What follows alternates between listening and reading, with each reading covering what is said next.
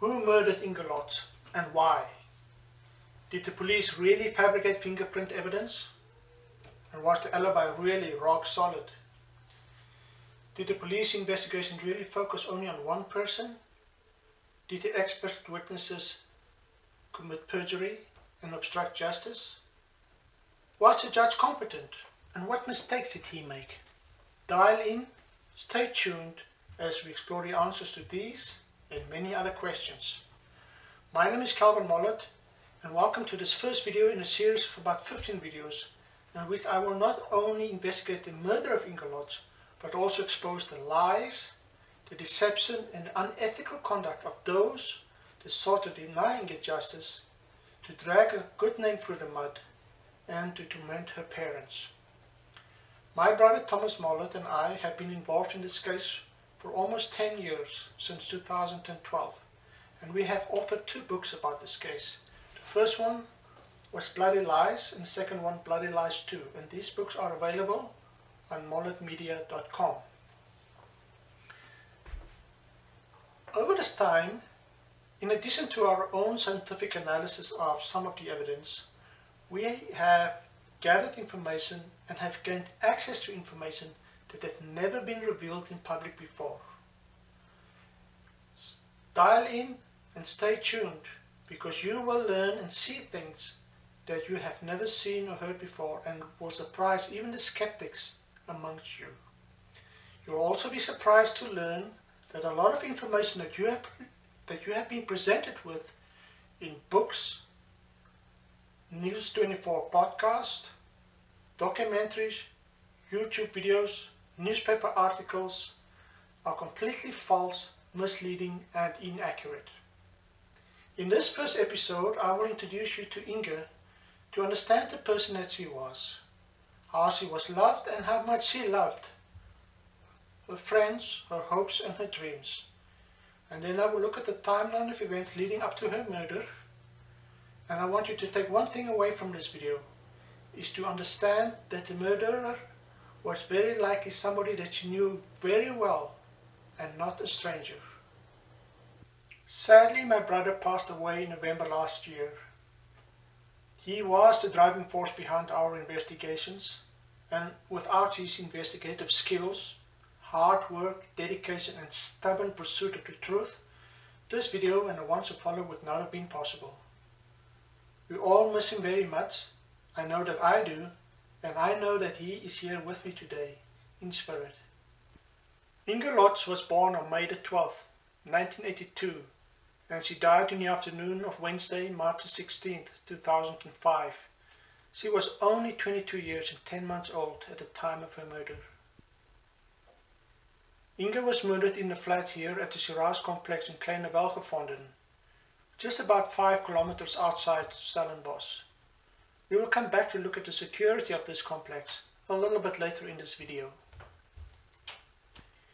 Inge Lotz was the only child of Professor Jan Lotz and Juanita Lotz.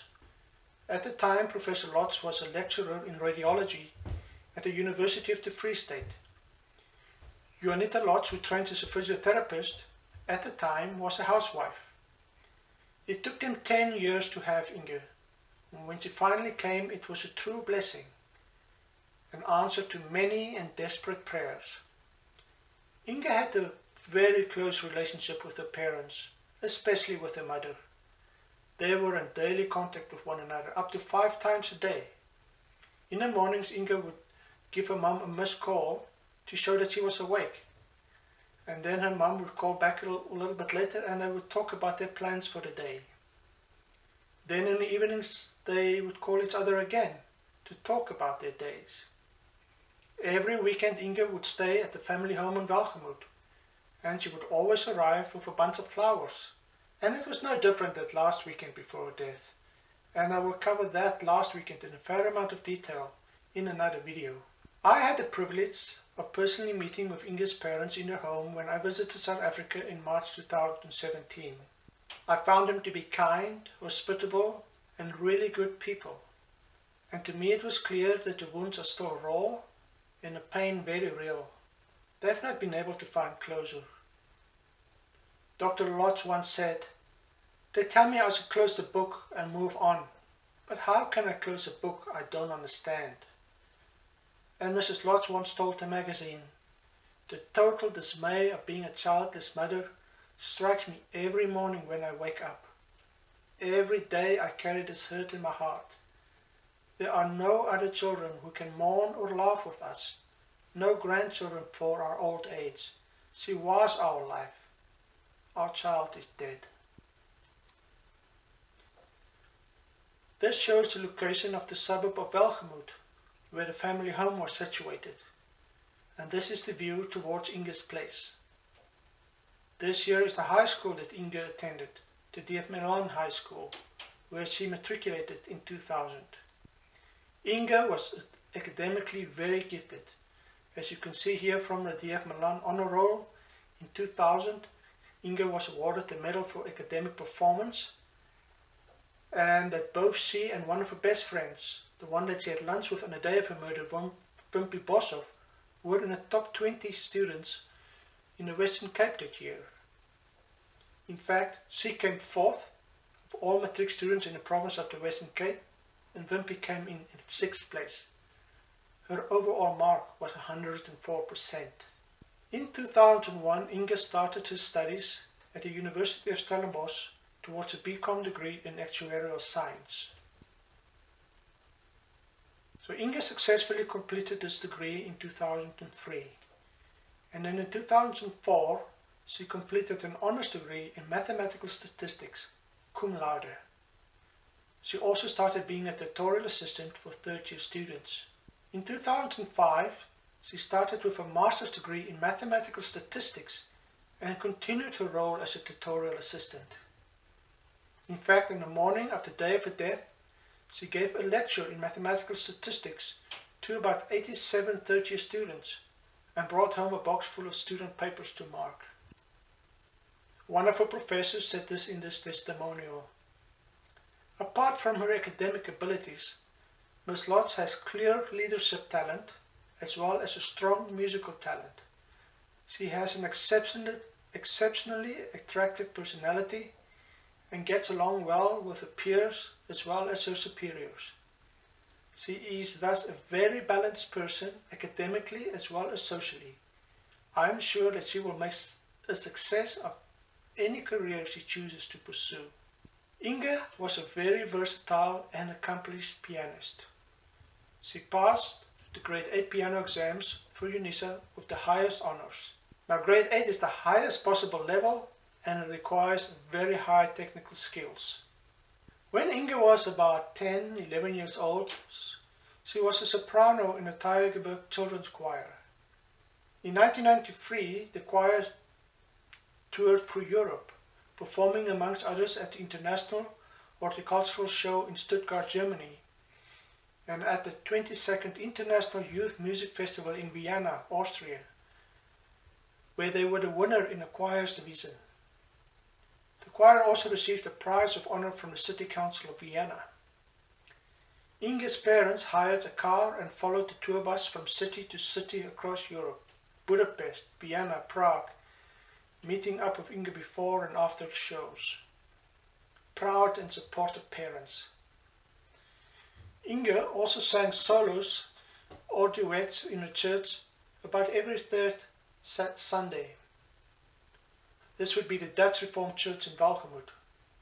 This is also something she did on the last Sunday of her life, but more about that last weekend later.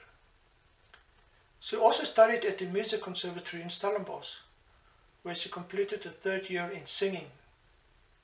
She was indeed an exceptionally talented soprano. Judge for yourself.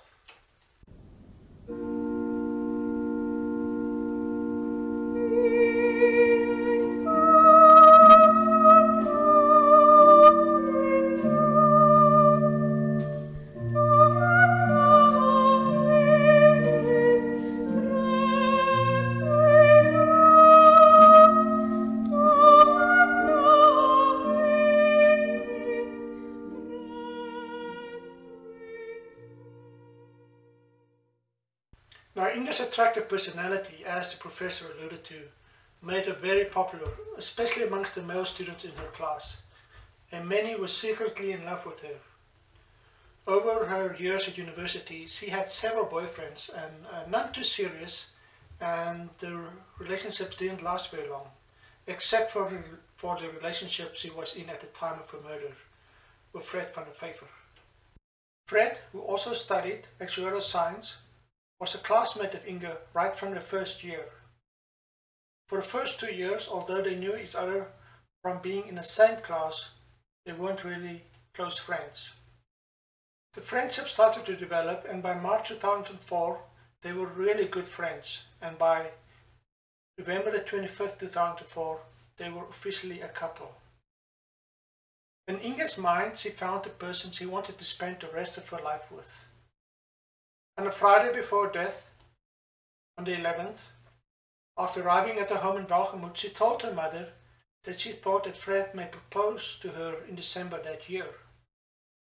When her mother asked her what she would answer, Inge laughed and said that she would say yes. On March the 1st, about 2 weeks before death, Inge sent Fred the following text message. "Hi dear, I just realized every day how much I want to share the rest of my life with you." And on the 13th, about 3 days before death, she sent this text message. "Love you lots as well. You are an unbelievable guy for me. I'm very grateful that you are in my life." Fred is the youngest son of Louis and Karine van der Vyver, wealthy cattle and tomato farmers from Queenstown in the Eastern Cape. He has 2 older brothers, Alphonse and Darby. In December 2004, Inge accompanied Fred and his family to Darby's wedding in Amersfoort, Mpumalanga. Fred attended the prestigious Great College in Bloemfontein, where he matriculated in 2000. Like Inge, Fred also excelled academically. In matric, he got the top marks in mathematics in the Free State and came in 3rd overall. Fred also completed his actuarial science degree in 2003 and an honors degree in 2004. In 2005, whereas Inge decided to pursue a master's degree, Fred started to work as an assistant actuary for Old Mutual, one of South Africa's largest insurance firms, situated in Pinelands, a suburb of Cape Town.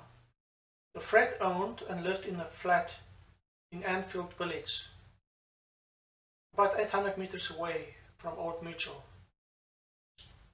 Since about February 2005, he has been sharing the flat with a good friend, Marius Botha, who also worked for Old Mutual as an assistant actuary, and was also a fellow classmate of Fred and Inge from 2001 to 2004.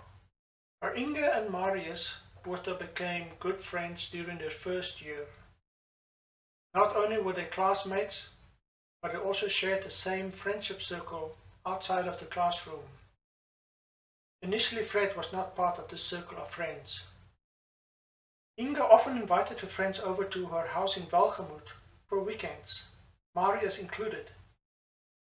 To her friends, Mrs. Lotz was like a mother, who would sometimes cook for them and do their laundry.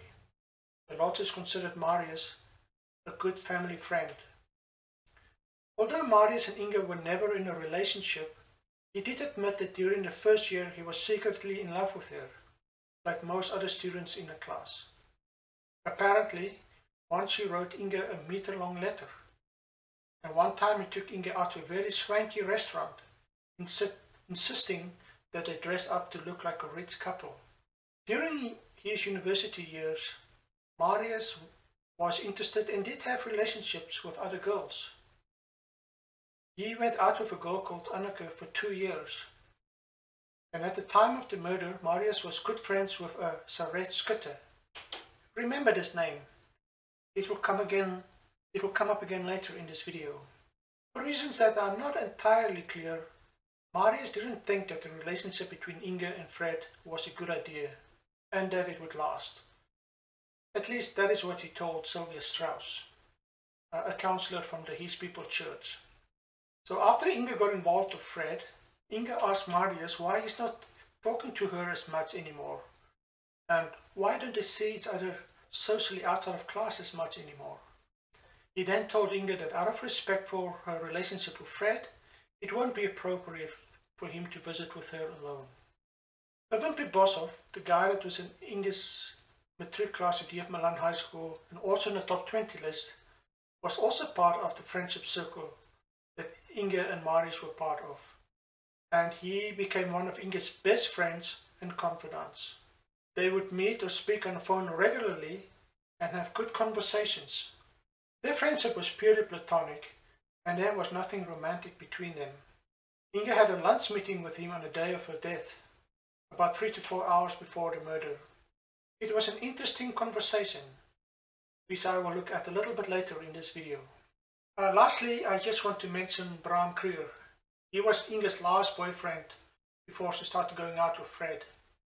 He also studied actuarial science and was a classmate of Inge, Fred and Marius, and he also stayed in a flat in Anfield Village. He and Inge started going out in about June 2003, and their relationship ended in about January 2004.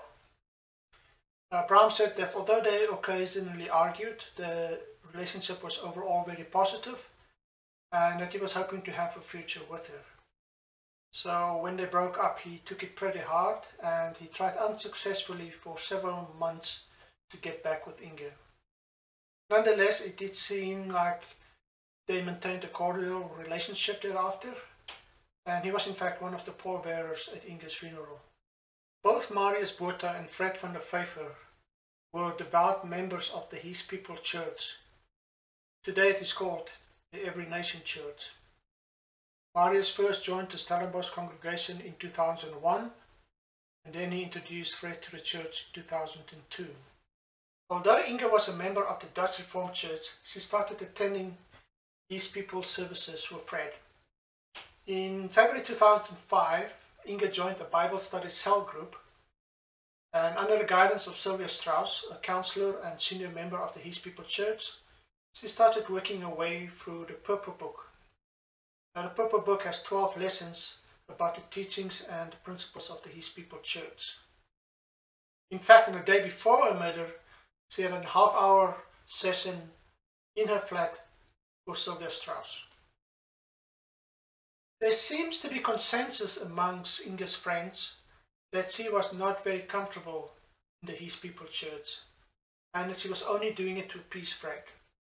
She once told a friend that she does not like the happy-clappy, jumping up and down and clapping of hand business going on in the church.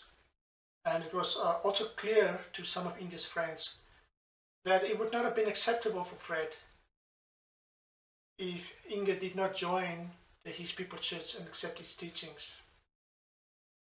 On March the 13th, the Sunday before the death, according to Mrs. Lotz, as they were heading back from Welgemoot to their respective flats, Fred had asked Inge if she wanted to come with him to the His People service that evening. And Inge answered that she didn't want to go to church again that day, and said, in fact, that I'm not going back to the church again. And her mom actually remembered her stretching out the neck as she was saying that. And Fred did not look pleased. As previously mentioned, Inge lived in a flat in the Shiraz complex about 5 kilometers away from the university. The apartment was bought in early 2005. And as Inge was fanatical about her safety, she delayed moving in so that she could first have burglar bars installed on all the windows and security gates on all the doors. So she finally moved in at the beginning of March 2005. So by the time of her murder, she has only been living in an apartment for just over 2 weeks. The couch on which Inge's body was found was delivered only the previous Thursday. It was so big that they had to deliver it through the balcony, and in the process some of the tiles on the balcony got badly damaged. Here you can see the burglar bars on the bedroom window and a security gate on the balcony door. This is the security gate at the main entrance, burglar bars on the kitchen window. And here in the back you can see a portion of the security fence. So this photo was taken by the police in the days after the murder. This wall seems to be topped by what look like electrified wires. To enter, you either have to use a special remote to open the gate, or call a resident from this call box who will then open the gate for you remotely from the inside. It worked the same on the way out. You either needed a remote, or the resident or the person that you visited needs to open the gate for you. According to Fred, Inge had 3 remotes. One for herself, which she kept in her car keys, one for her mother, and he did not know the whereabouts of the 3rd remote. This is just a more modern picture of the Shiraz complex, just to show you the wall, the gate and the electrified wires on top. Another view of the wall and the wires. And this is a view towards Inge's apartment from the road, just to show you the security fence on this side of the complex. So only 2 of Inge's friends have ever been in the apartment, Fred and Wimpy.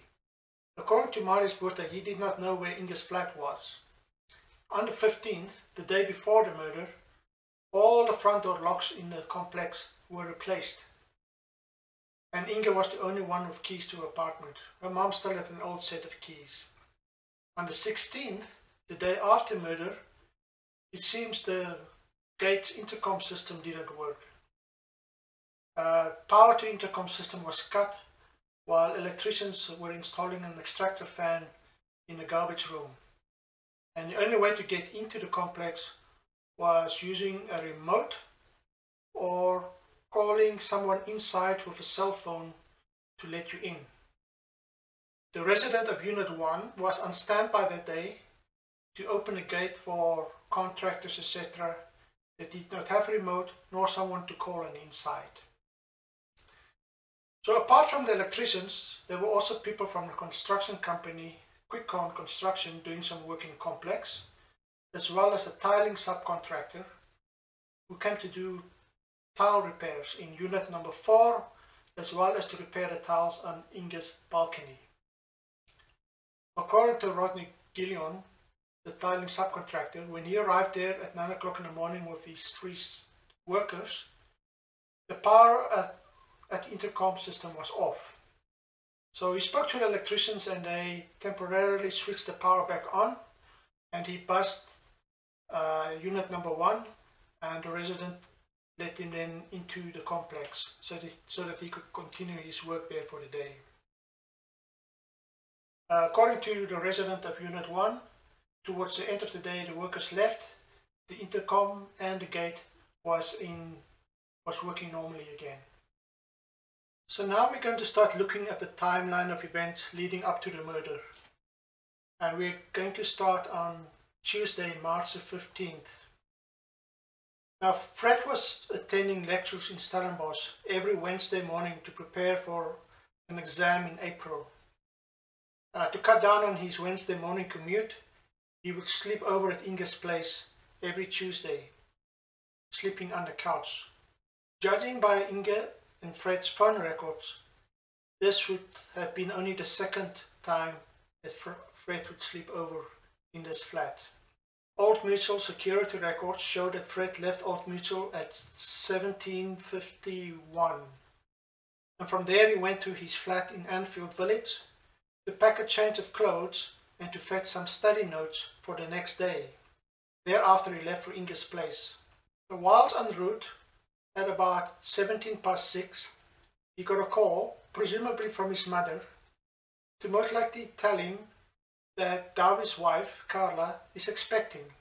It was either before or after this call that Fred's mother also sent a text message to Inge's mother with the same news. Fred would have arrived at Inge's place at about 7:15.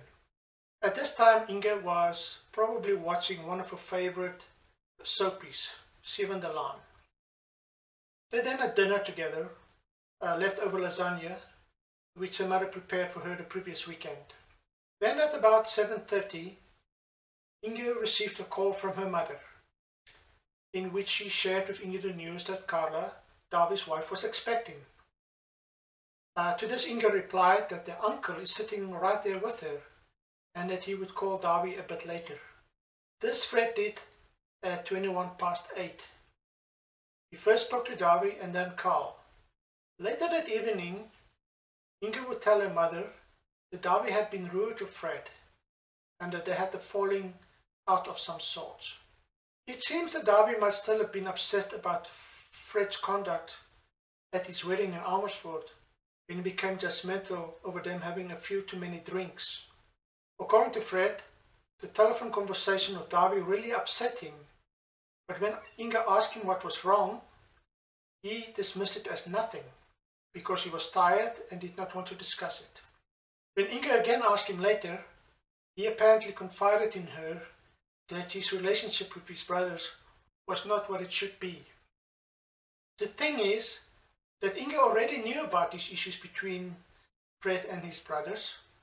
She has previously mentioned as much to her mother, and that the differences in opinion between her and Fred on these issues have led to some friction between them. We have to remember that Inge was also at the Amersfoort wedding and must have seen what happened there. Then at 9:06, Fred called Jean Minnaar. Jean is also a classmate of Inge and Fred's, also worked at Old Mitchell and also lived in Anfield Village and actually shared a flat with Inge's former boyfriend, Bram Kruger. He was also one of the 6 pallbearers at Inge's funeral. This call was to finalize arrangements for Fred to pick up a little cupboard at Merriman Furnitures in Stellenbosch the next day. John previously tried to buy the cupboard, but he couldn't fit it into his car, so he asked Fred to pick it up for him on account that Fred had a bakkie. At about 9:30, Fred went to take a shower. Whilst in the shower, he received a phone call from Marius Botha, who at the time was at the flat in Anfield Village, supposedly studying while listening to music on Fred's laptop. Inge picked up the phone and answered it. She probably saw on call display that it was from Marius. According to Marius, he called to ask Fred if he could take him and Sylvia Strauss to the Two Oceans Marathon that year. That year, the marathon took place on Easter Saturday, March the 26th. Inge told Marius that she and Fred were both going to Witstrand for the Easter weekend, where her parents owned a holiday home. After a call, Marius went back to study and listened to Elton John's "Don't Let the Sun Go Down on Me" on Fred's computer. Fred did not return Marius's call. At about 10 o'clock, Fred told Inge that he wasn't feeling well, so he set up the sleeper couch and went to sleep. At 10:30, Inge spoke to her mother on the phone, and according to Mrs. Lotz, Inge told her about the upsetting phone call with Darby, that he was rude to Fred. Inge also said that Fred had been stressed, tired and in a bad mood because of the presentation he had to do the next day, and that he went to bed early. The thing is, and the verifiable truth is, that Fred did the presentation earlier that day, and if he therefore told Inge that the presentation was the next day, that he told her a lie. Inge then told her mother that she was planning to work and study until about midnight. So Fred claimed when Inge woke up the next morning, he joined her in bed for a cuddle. But all was still not well with Fred. He seemed withdrawn, and Inge then asked him what was wrong, and when he answered evasively, she took his aloofness personally, questioning whether he loved her or whether he was sure about their relationship. So Fred reassured her that he loved her, and it was not the relationship that was bothering him, but still that didn't seem to appease Inge. And eventually Fred said he chastised her, and that she shouldn't assume that she'd done anything wrong and that her doubts were unfounded. But when Inge began to cry, he realized that there might have been some other troubling issues that bothered her. But in spite of this brooding tension, Fred and Inge had breakfast together, and then supposedly after a hug and a kiss, Fred left Inge's apartment at about 7:45 to be at his classes, which would start at 8 o'clock. But when he got down to his vehicle, it troubled him that Inge was still upset, so he went back upstairs and he found Inge in front of her sink in the bathroom crying. So Fred claimed that he comforted her a little and then asked her to send him an email to discuss what was upsetting her. Then he had to leave to be in time for his class. So later that day, Inge would confide in Wimpy Boshoff that they had a hell of a fight, and that Fred told her to think carefully about the relationship and whether they should continue with it. And then that Fred left suddenly after the discussion. Instead of emailing as Fred asked, Inge wrote a 2-page letter on A4 sheets of paper and began making arrangements to meet with Fred after class. So this is what happened next. At 8:08, Inge sent Fred an SMS message. Please let me know when your class is finished. Quickly want to give you something. All my love. More than half an hour later, Fred responded, I will have to leave around 10:15 because I have to be at the office at 11 o'clock. I will give you a missed call when I get out. At 9:31, Inge called her mother, and she also sang happy birthday to her dog Gabby. According to Mrs. Lotz, Inge sounded upbeat and happy and mentioned that she was going to give something to Fred after his class. And then at 9:40, Fred sent Inge another SMS message. It looks like we will finish early. Can we perhaps meet at 10 o'clock, or is that too early for you?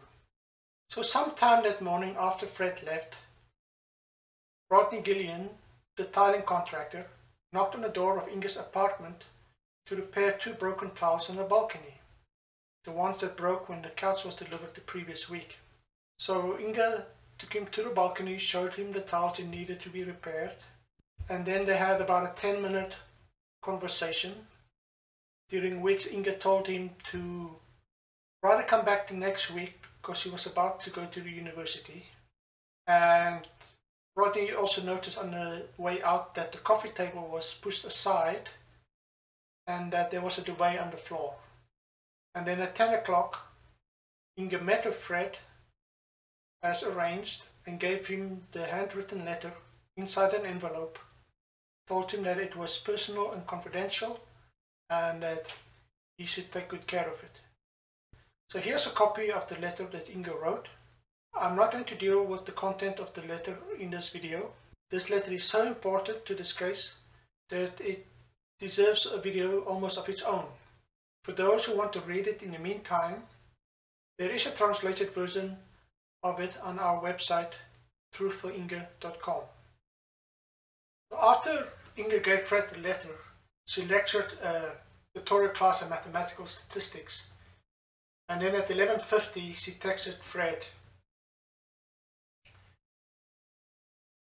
Hi, the class was not so bad. The girl that scolded me was also there. Love you, dear, and have a nice day. She then went to meet with Wimpy Boshoff in his office, and together the two of them went to the Nielsen, where they had a light lunch at Papa's Bistro. So Inge ordered pancakes and coffee. Their conversation started off with them talking about academic stuff. Inge needed a textbook for a course, and she complained about how expensive it was, and Wimpy basically told her rather to try and borrow a book from another student.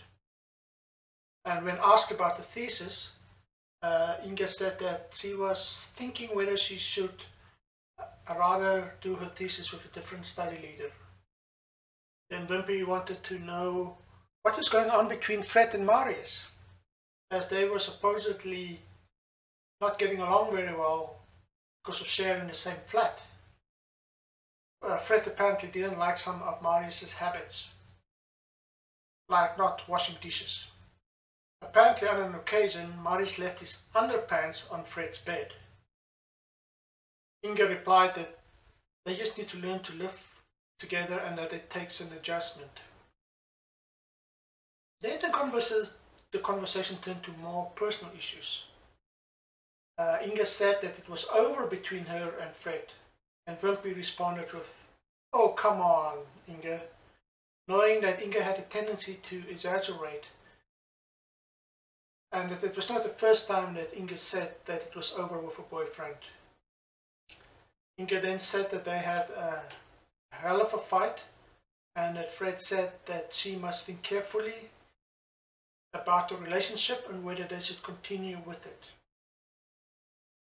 And then she also said that after discussion, Fred left suddenly. She briefly mentioned the letter she gave to Fred, and then Wimpy told her that she needed to think carefully about breaking up because he thought that they were well suited and a good couple. And then, much to Wimpy's surprise, Inge made a complete turnaround and mentioned that she wanted to get engaged to Fred the following year. And when asked what her parents think of this, Inge said that her mother liked Fred and that her father was starting to get to know Fred a little bit better. So Inge told Wimpy about a bunch of SMS messages that she had sent to people that she'd heard in the past in some way or another. We know from Inge's phone records that she did send SMS messages, and that Marius Botha and Jan Minnaar were recipients.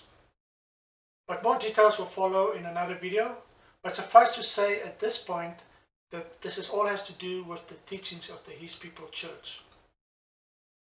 About the upcoming actuarial exam in April, Inge said that she didn't have much time to study for it because her master's degree work has been keeping her very busy, and that she and Fred will have to study over the Easter weekend until the steam come out of their ears. Then after lunch they parted ways. Wimpy returned to his office and Inge returned to her flat. So when Inge arrived back at the flat at about 3:10, there was a tiler just about to climb onto the balcony with a ladder to repair the broken tiles. So that morning, after she told Rodney to rather come back next week, Rodney decided to rather call for a ladder so they could get up onto the balcony from the outside and to repair the tiles that way. But when Inge arrived, the ladder plan was abandoned because Inge was going to let them in through her flat. So as Inge was already on the phone at this time, speaking with her mother, Rodney asked one of his workers, Arthur, to help Inge carry some bags and a box in a trunk up to the apartment. So after this, Rodney, Arthur and another worker called Adam went onto Inge's balcony to see what work needed to be done. So Arthur stayed behind. Rodney and Adam went downstairs to cut the tiles and to mix the mortar. And when this was done, Adam took this up to Arthur, and Adam then came back with a bucket of dirt. So Arthur stayed behind, he finished the job. It took about 10 minutes, and when he finished, Inge was still on the phone with her mother, and actually the mother testified that she could hear over the phone Inge speaking to the tiler, thanking him, seeing him out, and locking the security gate after him. Now, the locking of the security gate is also something that Arthur testified to in court. So both Rodney and Arthur testified in court, and the police took statements from the other two tilers. So after they did Inge's job, they were done for the day. They packed up, cleaned up, and left the complex before 2 o'clock. Then Inge told her mother at the end of the phone call that she was going to rest that afternoon and that she would start working full steam at 5 that evening. And then at 13:36, Inge sent a last message to Fred. Had a nice visit with Wimpy, tiles have been laid, miss you already. Sometime later, Inge left the apartment again to arrive at the Simonsig shopping center at about 2:50, where at 2:55 she bought a cheeseburger combo at Steers. Then she went to the Super Spar, where she bought a Shed magazine and a Buy Plus drink. And here are the last images of Inge alive. Then she went to the video place, where at 3:07 she checked out the video called The Stepford Wives. Then she returned to a flat where she, in no particular order, kicked off her shoes, finished her combo, took off her watch, took off her jeans, and got into something more comfortable. So this is just an example of the style of pajama pants that Inge wore, and she kept on the spaghetti strap vest that she was seen wearing in Spar. At some point, Inge let somebody into her apartment. There were no signs of a break-in, no damage to the doors or the windows, to the burglar bars or to the security gate.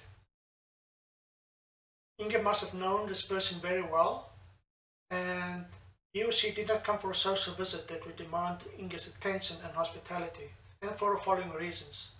Number 1, Inge did not change into more appropriate clothing. She was found wearing those skimpy, silky pajama pants. According to Inge's mother, Inge would not have worn those pants in front of just anybody, certainly not in front of a stranger or somebody that she knew really well.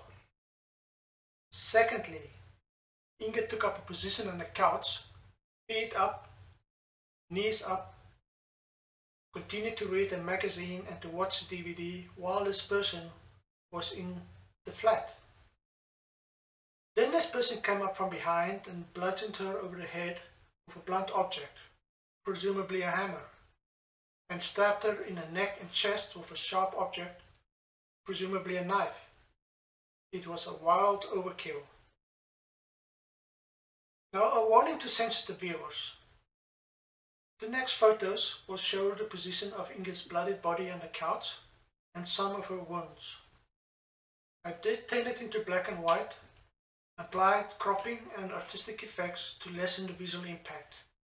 But nonetheless, if you may find this upsetting, please stop watching the video right now. So this shows the position of Inge's body on the couch.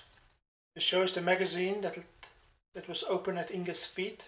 The magazine was open on a page featuring an article on Saret Skutte, a friend of Inge, and also a very good friend of Marius, as mentioned before. Now, Saret was the 2003 Miss Martyland, as well as a Miss South Africa finalist in 2003. Some head wounds. This is a page from the autopsy report. It shows the multitude of wounds and abrasions on Inge's head and neck. She also had a large gaping wound carved out on her chest, just above the left breast. Then the murderer went back to the bathroom to clean up, leaving behind a bloody towel on the floor, and within it there are long hair fibers which seem to indicate that it was used to clean the murder weapon. Although we don't know this conclusively, it's very likely that after cleanup, the murderer went to Inge's bedroom, pushed the bed aside to get a good look through the window towards the main entrance to see if the coast is clear. Blood marks on the curtain of the balcony window seem to indicate the possibility that the murderer peeked through the curtains after the murder and before the cleanup. Although we can't say this conclusively, it is likely that the murderer looked out to check if Inge's screams alerted anyone in the complex. Nothing of value was stolen from the flat, while there were certainly things that could have been stolen if burglary was the motive. There's a television, cell phone, car keys, sunglasses, a watch, jewelry, Inge's bag with a wallet, and in the office he had a laptop and a printer and other electronic equipment like a radio. Nothing was stolen except for a kitchen knife and Inge's remote that was taken off her car keys. Presumably the murderer needed the remote to get out of the complex, or to trick the police into thinking that he or she didn't have a remote already. because it would have certainly be very, very revealing if Inge's remote wasn't missing. So that's it for this video, ladies and gentlemen. Thank you for watching. If you found this video interesting and informative, please subscribe to this channel and turn on notifications. That way you will know the moment I upload a new video. In the next video, I will look at and analyze the events leading up to the discovery of Inge's body that evening, and how Inge's mother found out about the death of her daughter. We will then look at strange and unusual events that took place in the days thereafter, leading up to the funeral. Thank you. Until next time, bye.